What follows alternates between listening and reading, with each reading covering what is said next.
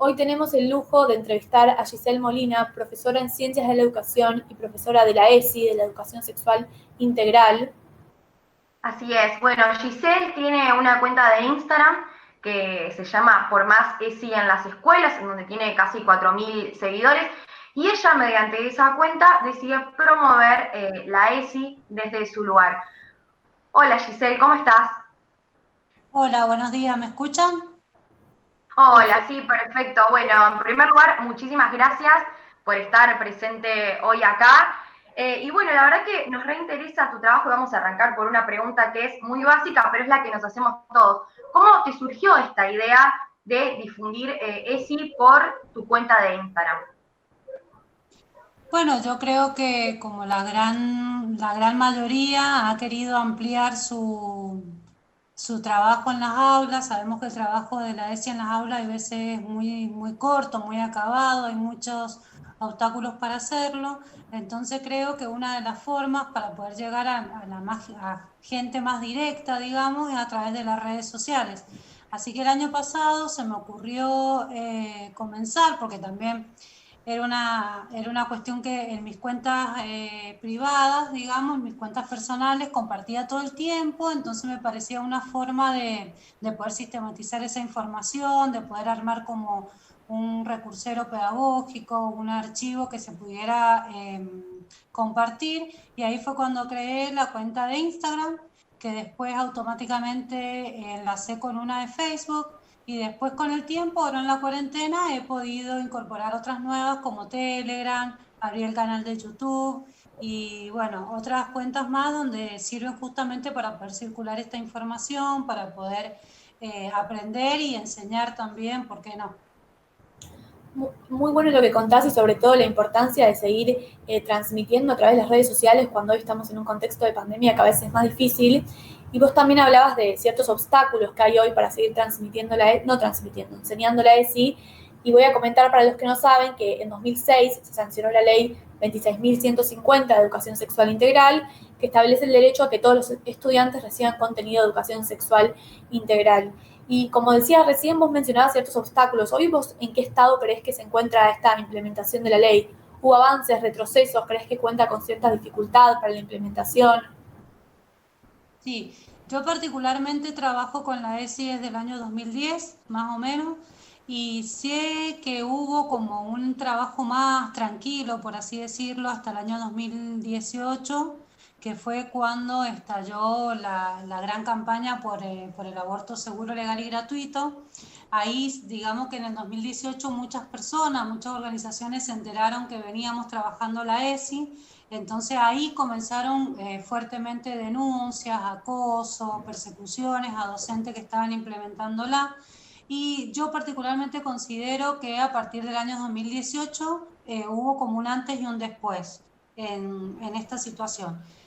Se daba la ESI, estaba difícil en cada institución también, dependía mucho, no se acata a ciencia cierta lo que dice la ley, depende mucho del directivo que esté a cargo de la institución, depende mucho de las provincias.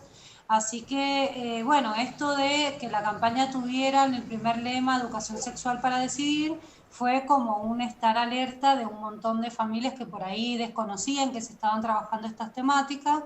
Y porque, bueno, sabemos que hay instituciones que son antiderecho y que van en contra de las personas que son garantes, en este caso y les docentes. Claro, también la educación sexual integral me parece que tiene como algunas limitaciones en nuestro país. De hecho, recién estábamos hablando de un informe que fue publicado en el día de ayer por una organización que estuvo investigando cómo es el acceso al aborto en nuestro país. Y en ese informe decía que solo la mitad de las mujeres en nuestro país tiene acceso a anticonceptivos de manera gratuita. Entonces ahí vemos como una limitación porque la enseñanza queda a mitad de camino. No sé qué opinas con respecto a esto. Sí, lo que pasa es que tiene que ver mucho, lamentablemente, con la voluntad del docente o la docente que esté enfrente del aula. Sabemos que la ESI se tiene que dar de una manera transversal y esto no sucede. Acá, por ejemplo, en Mendoza, yo vivo en Mendoza, en Guaymallén, hay un programa, por así decirlo, que son horas de proyecto desde el 2012, 11, donde cada escuela secundaria tiene 2 horas institucionales para una referente de ESI. Entonces esta persona, que bueno, en este caso fui yo durante muchos años, era la única que trabajaba la ESI en una institución donde hay aproximadamente 500, 600 estudiantes, entonces se hacían como mucho 2 talleres anuales para cada uno de los cursos, eran talleres totalmente aislados. La intención pedagógica era que el docente que compartía ese taller conmigo continuara con ese trabajo que se iniciaba en ese momento, pero la realidad es que era muy difícil poder tener ese control, porque sabía que yo iba, estaba en un curso, por ejemplo, primero primera, primero segunda y demás, pero no sé cómo continuaba, porque como te digo, 2 horas son muy poquitas y por lo que tengo entendido, la única provincia que tiene esto es Mendoza. El resto solo depende de algunos proyectos institucionales, algunos proyectos que se den dentro de la misma institución, con acuerdos institucionales entre docentes, pero no hay nada establecido, no hay nada legitimado en cuanto a una materia específica o docentes específicos que trabajen transversalmente junto a otros como pareja pedagógica y demás. Así que, bueno, la implementación de la ESI va a cumplir 14 años el mes que viene en octubre y realmente sigue siendo todavía muy complicado el tema de su funcionamiento, digamos, de su puesta en marcha en cada una de las escuelas. Y en las que hay son muy poquitas y, como dije, depende siempre de la voluntad del docente. Claro, y tomando esto que decías vos de que depende de la voluntad del docente y entendiéndolo como una pieza fundamental dentro del funcionamiento, de la implementación, como decías vos, de la responsabilidad y la voluntad que terminan adquiriendo ante la falta, ante la ineficiencia para aplicar la ley, tenemos entendido que sos parte de la red de docentes por el derecho al aborto, ¿no? ¿Cuál es la lucha de este movimiento? ¿Sos parte? ¿Qué es lo que buscan? Bueno, con respecto a la red de docentes, yo hace muy poquito que me sumé, también acá en la cuarentena nos ha hecho investigar y sumarnos a proyectos nuevos. Esto nace también con las otras campañas, digamos, es parte de la campaña nacional y está la red de profesionales y también está la red de docentes. Hace aproximadamente un mes y medio, 2, hicieron un curso que se transmitió por YouTube, que lo pueden buscar. La verdad que está completísimo, a mí me encantó y ahí fue cuando decidí unirme. Cada provincia, como es federal, cada provincia tiene su forma de organización. Acá en Mendoza ya hemos tenido una reunión virtual luego después de ese curso con todas las compañeras que nos hemos unido últimamente y la idea es poder sacar el tema del aborto, digamos el lema de la campaña es sacar el tema del aborto de la clandestinidad pedagógica.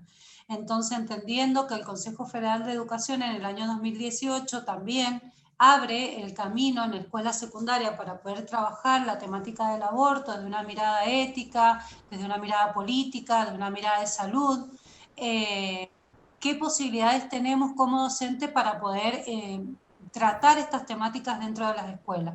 Más allá que, como ustedes decían recién, la ILE es un derecho, que la ILE se tiene que cumplir, hay mucho desconocimiento entre docentes y aparte de eso hay una gran mayoría que está totalmente en contra de que estas temáticas se puedan trabajar en las escuelas. Entonces, más allá de la voluntad del docente de querer hacerlo, como yo lo digo siempre, siempre tiene que contar con un equipo directivo que acompañe estas propuestas, porque lo que hablábamos justamente en estos encuentros, que justo este fin de semana hubo un encuentro nacional donde participamos todas las provincias, fue durante el sábado y el domingo, hubo jornadas en la mañana y plenarios en la tarde, la verdad que estuvo muy lindo, se aprende un montón, vemos la situación actual de cómo está la ESI en distintas provincias.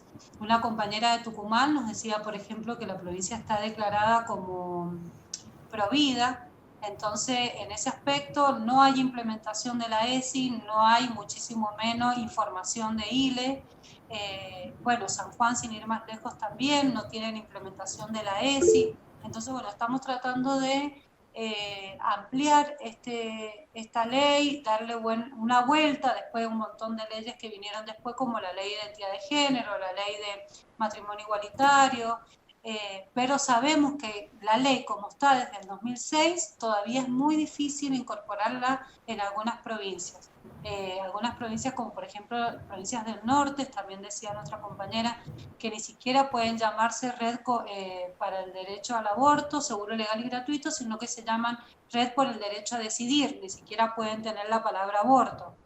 Así que, bueno, nada, nos estamos organizando, por suerte somos un montón, tanto que militamos la ESI en primer medida, como es mi caso, y también el derecho al aborto seguro, legal y gratuito para poder incorporar y dar esta información que es nuestra obligación también darlo desde las escuelas.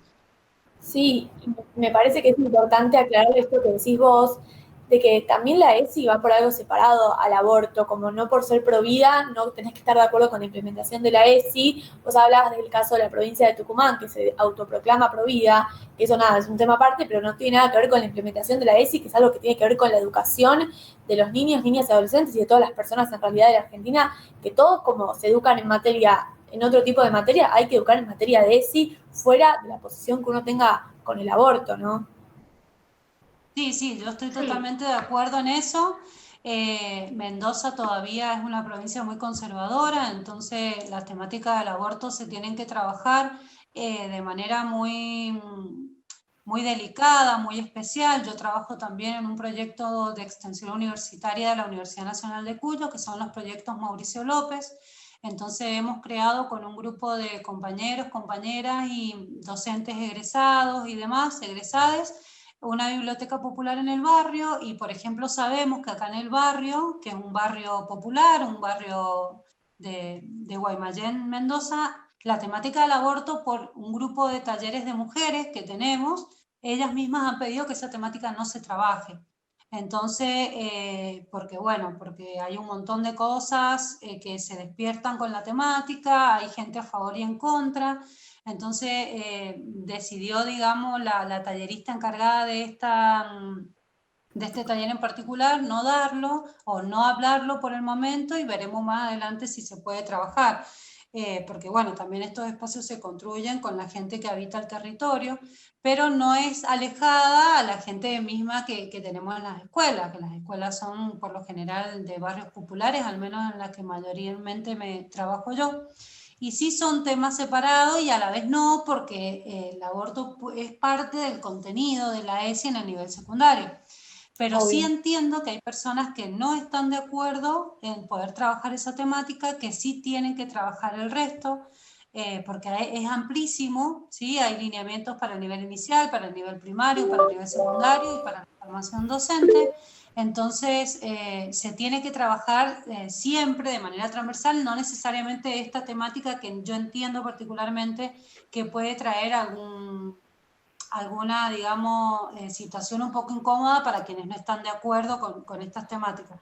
Pero sí es cierto, y es lo que hablaban ahora en este segundo encuentro, de que hay información que es necesaria darla, como por ejemplo las situaciones en donde se puede implementar la ILE, dar esa información, porque justamente nuestros estudiantes son sujetos y sujetas de derecho, entonces nosotras, como garantes de derecho, tenemos que brindar esa información así ellas no lo pidan, ellas o ellas no lo pidan.